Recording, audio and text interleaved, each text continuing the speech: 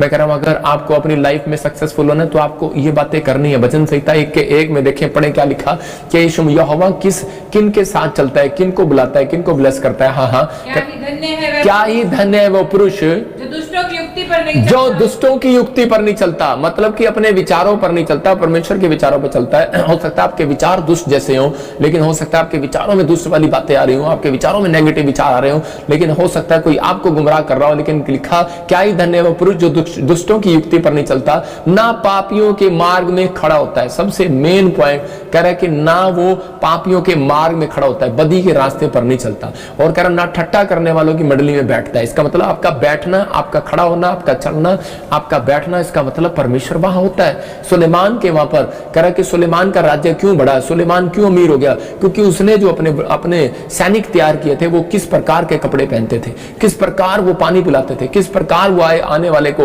मंदिर में आने वाले को वो स्वागत किया करते थे। इसका मतलब उनका बैठना, उनका चलना, इनका फिरना परमेश्वर देखता था, इसलिए उसके राज्य में सबसे ज्यादा धन आया।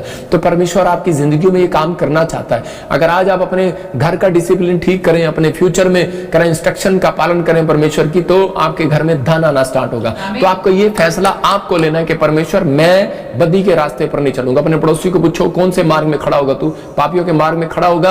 अरे आदमी नहीं जानते, आजकल की तो तितलियां भी जानती है। मतलब देखा आपने, एक तितली की स्टोरी पढ़ रहा था, मेरी दादी मुझे सुनाती थी, कह रही तितली उड़ी, बस में चढ़ी, कंडक्टर ने कहा आजा मेरे पास, और तितली कहती हट बदमाश। मतलब इसका मतलब क्या हो, देखो तितली, आप फोटो देख रहे हैं, कंडक्टर कह रहा आजा मेरे पास, तो उसी समय वो कह रहे चरी हट बदमाश। इसका मतलब कह रहा तितली को भी पता है कि मुझे कहाँ खड़े होना है, कहाँ नहीं बैठना है, क्या करना है। आदमी को नहीं पता कहाँ बैठना है, कहाँ करना है, क्या करना है। तो इसका मतलब आप जहां बैठ रहे हैं, जहां उठ रहे हैं, आप अपने अंदर इन बातों का ध्यान रखें, परमेश्वर आपकी जिंदगी में काम करेगा। हो सकता है कह रहा आप काम कर रहे हो। एक बार ऐसे ही एक लड़की थी और वो कंप्यूटर में इंजीनियर थी और वो काम करती थी लड़कियों के साथ। तो उसी समय जब वो काम करती थी तो उसकी माँ उसको बोलती थी कि बेटे ये लड़का तुझे छोड़ने आता है और ये तुझे साथ रहता है, तो कहीं पाप में न गिर जाए, इसके साथ मत आया कर, लड़कियों के साथ फ्रेंडशिप करो, लड़कियों के साथ रहो। नहीं मम्मी आपको क्या पता, मैं चढ़ जाती हूँ। तितली है नहीं है, वो तितली की तरह बातें कर रही है, लेकिन कह रही है कि मैं चढ़ जाती हूँ। और एक दिन क्या हुआ, पाप में गिर गई। इसका मतलब कि उसने अपने फ्यूचर को गिरा लिया, खत्म कर दिया।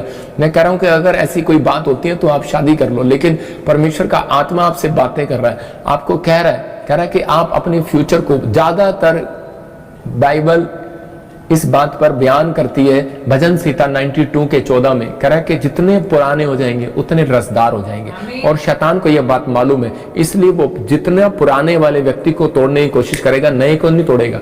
याद रखना, पुराने को जानबूझ कर तोड़ेगा। कह रहा है कि मुझे प्रभु ने बताया, कह रहा व्याभिचार और एक नशा, कह रहा दो चीजें, कह रहा ये, और तीसरा एक लालच, पैसे का, धन का लोभ, कह रहा ये तीन चीजें, इफिसियों 5 के 5 में लिखा, कह रहा ये तीन चीजें, कह रहा कि शैतान कह रहा कि लोगों के ऊपर हथियार करके ज्यादातर 90% क्रिश्चियनों को बेकार कर रहा है, उनकी लाइफ को, उनकी जिंदगियों को खराब कर रहा है। तो आपको समझदार बनने के, मुझे इंस्ट्रक्शन चाहिए कि नहीं चाहिए। तरक्की कर रहा था लूसीफर, लेकिन उसी समय उसको घमंड आ गया, और उसी समय पैसे का लालच आ गया, कुर्सी का लालच आ गया, और उसी समय उसकी तरक्की रुक गई। यीशु मसीह ने, परमेश्वर ने उसको स्वर्ग से निकाल दिया। मैं आज उन लोगों के लिए बता रहा हूं कि आज बहुत सारे लोग अपनी लाइफ के अंदर ये बातें नहीं करते। मैं आपको खुद को बता रहा हूं कि मैंने देखा कि एक लड़की हमारे स्टाफ में थी और बहुत अच्छा काम करती थी, लेकिन जब वो अच्छा काम कर रही थी तो मुझे ऐसे लग रहा था कि मैं इसकी हेल्प करूं, और पवित्र आत्मा मेरे से बातें कर रहा था कि इसको तू पास्टर बना दे और इसको ब्लेस कर, और ये अच्छी लड़की है। तो उसी समय, लेकिन वो किसी कारणवश किसी पाप में गिर गई और वो पकड़ी गई, और उसी समय मैंने उसको उसी समय चर्च से निकाल दिया। मैंने निकाला, मैं इंसल्ट नहीं कर रहा हूँ उसकी, मैं आपको बता रहा हूँ कि हम लोग ऊपर आना चाहते हैं, लेकिन शैतान हमें नीचे गिराना चाहता है। आपको विश्वास करना है, जो मैं बातें बता रहा हूं इसलिए बता रहा हूं क्योंकि वो टैलेंटेड थी, लेकिन पवित्र आत्मा ने मेरे से बात किया, लेकिन उसके बाद आत्मा शोकित हो गया। क्या परमेश्वर से माफ नहीं कर सकता? माफ कर सकता है, लेकिन अगर हम लोग अपने आप को सुधार करें, परमेश्वर आज आपकी जिंदगियों में कुछ करना चाहता है। वो आपको नीचे गिराने नहीं, उठाने के लिए आया, लेकिन आपको फैसला लेना है। आपको तितली की तरह जीवन जीना है कि तितली को पता है कि मुझे कहाँ खड़े होना, कहाँ नहीं, और एक लड़की को नहीं पता मुझे कहाँ खड़े होना, कहाँ नहीं। तो आपको समझ में आना चाहिए कि मुझे क्या करना है अपनी लाइफ में, क्या करना है और क्या नहीं करना। आज कह रहे कि आप उत्पत्ति 26 के 12 और 13 को जब हम पढ़ते हैं, इसहाक कह रहा कि अपनी जिंदगी के अंदर कह रहा अकाल में चला गया, प्रॉब्लम में चला गया, घटी में चला गया, लेकिन वो जानता था मेरी कामयाबी का रास्ता क्या है। लोगों ने कामयाबी का रास्ता दूसरा देश चुन लिया। आप दूसरा चर्च चुन लेते हैं, दूसरा घर चुन लेते हैं, आप भागते हैं घर में से निकल के कि हाँ दुष्ट आत्मा दूसरे घर चले जाओ। मैं कह रहा हूं कि आप उसी घर में रहो, कुछ नहीं होने वाला तुम्हारा। Don't very. कह रहा कि लोग गाड़ी छोड़ देते हैं, जगह जगह भागते हैं, पता नहीं कहां कहां भागते फिरते हैं। साग भी भाग सकता था, लेकिन उसके दोस्त भाग रहे थे, इसके रिश्तेदार भाग रहे थे, सब भाग रहे थे, लेकिन परमेश्वर ने कहा साग तू मत जा। कह रहा तू इसी देश में रहा, इसी देश में जो होता वो। लेकिन लोग कहने लगे नहीं यहाँ तो काल पड़ गया, पता नहीं क्या जादू टना हो गया इस घर में, पता नहीं क्या हो गया इस देश में, प्रॉब्लम आ गई है। लेकिन उसी समय उसने विश्वास किया और लिखा फिर इसहाक ने उस देश में जोता बोया। कब? कह रहा परमेश्वर की इंस्ट्रक्शन के बाद। कह रहा उसने विश्वास किया। और तीसरा कह रहा कि वो बदी के रास्ते पर नहीं गया, अपने दिमाग के रास्ते पर नहीं गया, कह रहा पाप के रास्ते पर नहीं गया, परमेश्वर के दिखाए रास्ते पर चला और उसी देश में रहा। उसी वर्ष में उसने बोया और लिखा उसी वर्ष में 100 गुना काट लिया।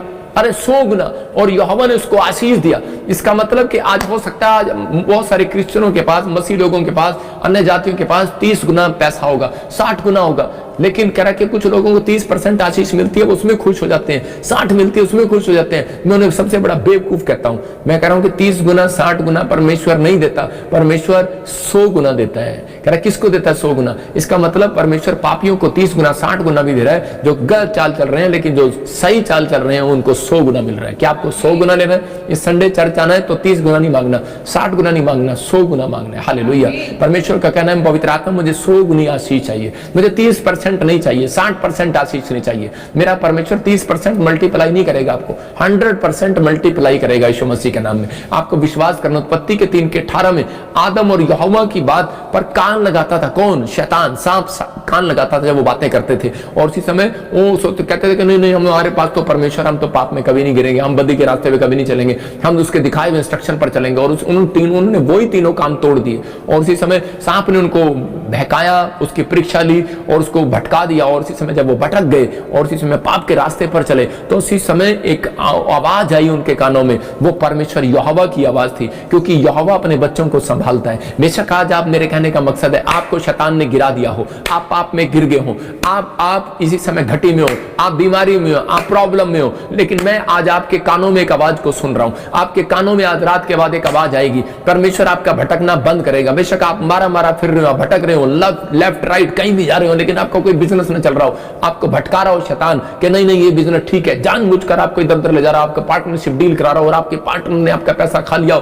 और मैं बॉम्बे से देख रहा हूं किसी की जमीन खाली है, लेकिन परमेश्वर का आत्मा आपसे बात कर रहा है। परमेश्वर का आत्मा कह रहा है कि एक आवाज आई आदम और हवा को, और उसको कहा हेलो कहां पर हो तुम? कहते कि हम कह रहे कि भटक गए थे, हम झाड़ी में छिप गए हैं, कह रहे हम डर गए थे, नंगे हैं, और उसी समय हमें पता लग गया हम नंगे हैं। इसका मतलब उनको पता लग गया था हमने गलती की है।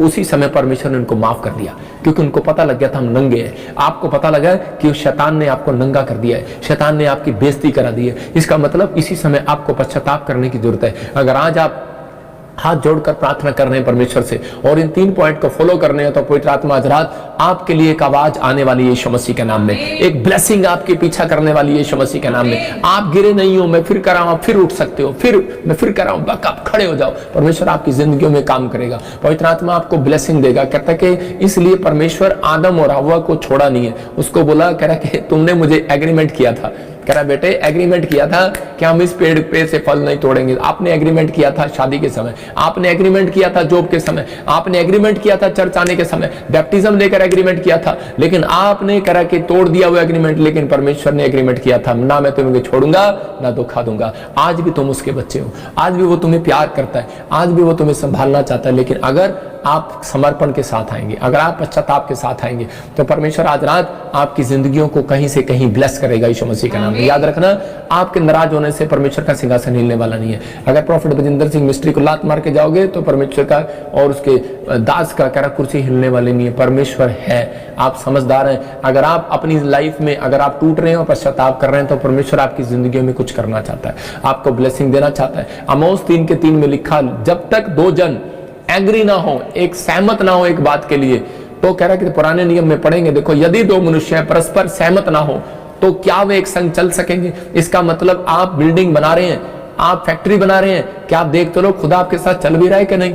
नहीं चल रहा। आप चर्च बना रहे हैं, आपने मिनिस्ट्री बनाई है, आपने सब कुछ किया है, लेकिन क्या खुदा आपके साथ चल रहा है? क्योंकि आपने पहले डील नहीं की है खुदा के साथ, आपने एग्रीमेंट साइन नहीं किया है। अगर आपने एग्रीमेंट साइन किया है तो आज हाथों को उठाओ, मैं एग्रीमेंट साइन करना सिखा रहा हूं कि परमेश्वर मैं आपको निमंत्रण देता हूं, मेरे घर में आइए, मेरी फैक्ट्री में आइए, मेरी सेवकाई में, मेरे जीवन में आइए, मैं आज से इंस्ट्रक्शन का पालन करूंगी। और इसी समय परमेश्वर मेरे बंद पड़े कामों को खोल दीजिए, मैं आज से आपका पीछा करूंगी पवित्र आत्मा जी। मैं कह रहा हूं कि जो बिल्डिंग रुकी है, जो काम रुके हुए हैं, जो बिजनेस रुके हुए हैं, यीशु मसीह आएगा और उनको फिर से चलाएगा, क्योंकि वो चल रहा है आपके साथ। हालेलुया। आप समझ रहे हैं? कह रहा डील करो, फाइनल करो डील कि मैं पाप का रास्ते को छोड़ दूंगा, मैं इस समय बदी के रास्ते पर नहीं चलूंगा। ओनली फॉर 52 डेज में मैं देख रहा हूं किसी की बड़ी डील होने वाली है। हालेलुया। कोई प्रॉपर्टी में बड़ी डील होने वाली है। MHNRS GKP नाम वालों की बड़ी डील होने वाली है। मेरे पास गवाही में आई एक बार कि यूपी से 3 लोग मेरा लाइव देखते थे और वो लखनऊ साइड के थे, और उसी समय जब उन्होंने लाइव देख रहे थे तो उसी समय देखते देखते मैं बोल रहा था कि डील करो और परमेश्वर को, इसी समय परमेश्वर तुम्हारी जिंदगी में काम करेगा, क्योंकि इंस्ट्रक्शन है परमेश्वर का।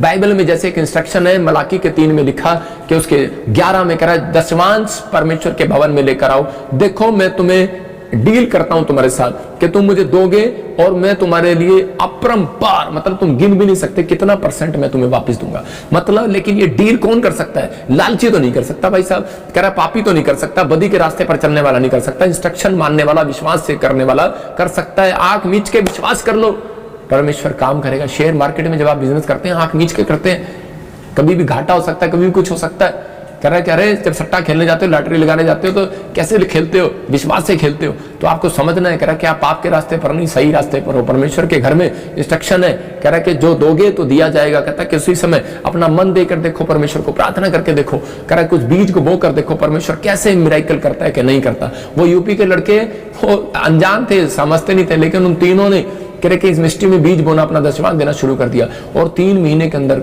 उनके, आप विश्वास करेंगे, 4-4 करोड़ रुपए की, 10-10 करोड़ रुपए की उनकी डील होने लगी। और वो हाई लेवल पर आ गए। कौन थे वो? चप्पल पहनने वाले लोग।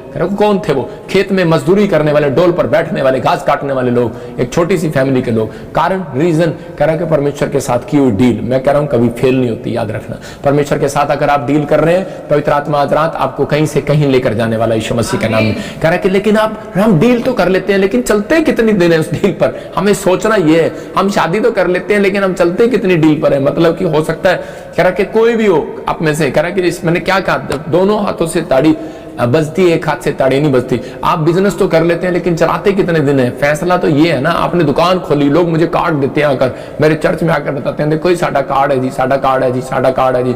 अरे कार्ड तो है, चलाओगे कितने दिन?